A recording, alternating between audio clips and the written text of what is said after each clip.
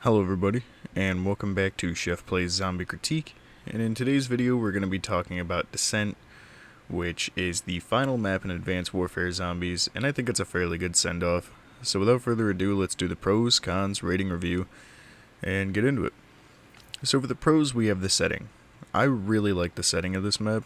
I think it's pretty solid, and I think that's something Advanced Warfare Zombies did really well, was the settings.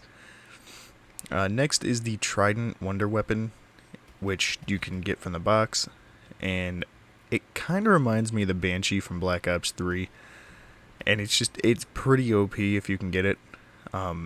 It's not too hard to get because, like I said, you can really cheese the mystery box in this game, but it's pretty bomb. Next is the map layout.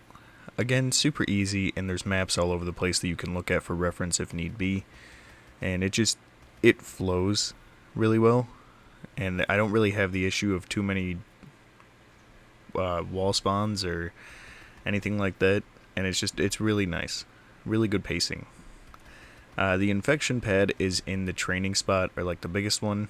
I feel like where I'm at now is like the best training spot in the map, and that little circle right there is the infection pad for the infected rounds. You step on it, makes you invisible, and clears the infection.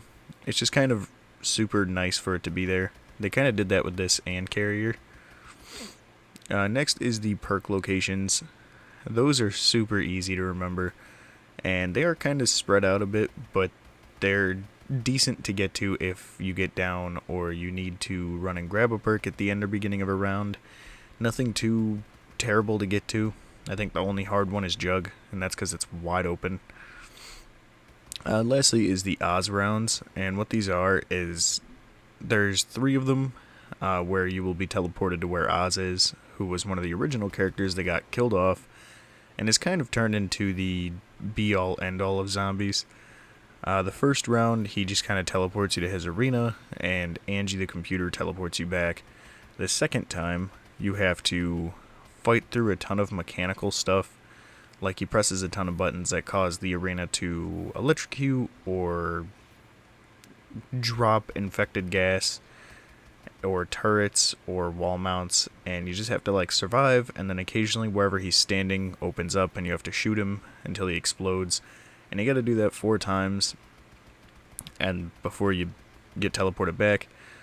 And at the end of these rounds, because you don't earn points while you're there, supply drop points will come in there, and you can pick up as many as you can within, I think it's like 20 seconds, and they can range anywhere from 100 points to like 1500. It's just randomized. And then the last Oz round is when you defeat him, and he's a big bad boss, and you gotta take him out. In doing so, you've kind of beat the Easter egg, and it kind of makes me upset because, like I said in the first one, Oz is my favorite character. So the fact that they killed him off kind of made me upset when I first played the game, but I'm over it now. I'm a big boy. The cons are the variation.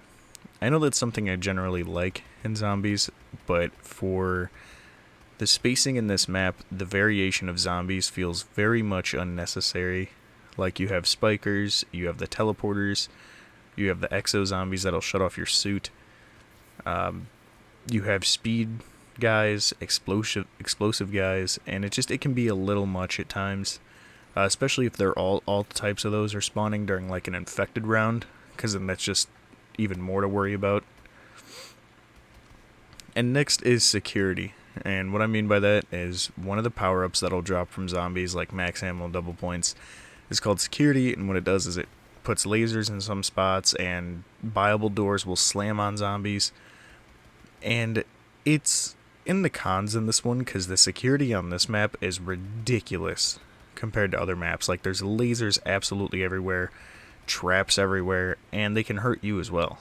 I don't think the buyable doors will close on you, but I wasn't going to test it and find out.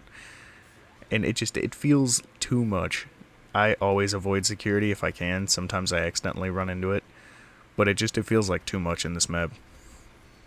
But yeah, overall, I'm going to give this map an 8.5.